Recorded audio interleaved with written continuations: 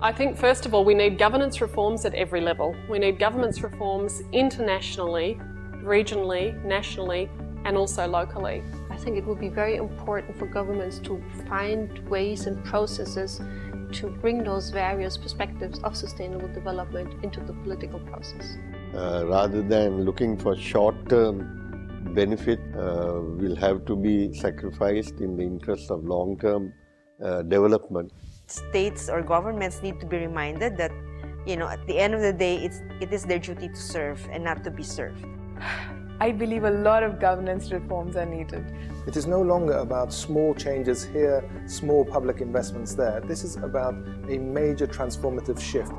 The stakeholders here, as I mentioned, the government policymakers, the citizens, the civil society, the international agencies and financial agencies should all get together and invest in the future by having a transformation in the thinking about approach to sustainable development. There must be a political will.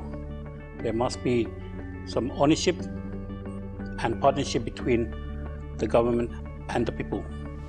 The real voices, the real affectees of all these crises need to be brought in, and their voice should be heard. Consult with people, put people in their hearts, in the policies that they are making.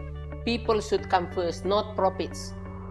I think stakeholders need to be more like watchdogs in order to ensure that the governance models remain on the right path.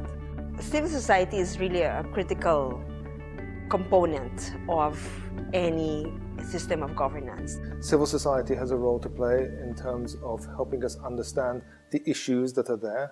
Civil society are not just limited to being watchdogs. We are development actors in our own rights. What we can do to achieve sustainable development is work with governments and work with communities in determining policies for achieving sustainable development and also implementing those. Civil society has a role to play in shaping the agenda, the discussions, the political discussions that we have, whether on the regional level or at the national level. Civil society has a critical role to play in the implementation, going beyond words.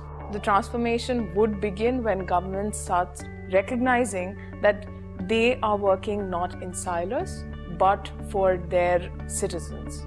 This transformation, before it happens on the ground physically, it should happen in the minds of people, in the mind of the political leadership, in the minds, therefore, of the people itself. If we will have a government accountability for people and for civil society, then governments will be ready to have these transformations in their structure. If we make the commitments implemented, we can reach the sustainable development.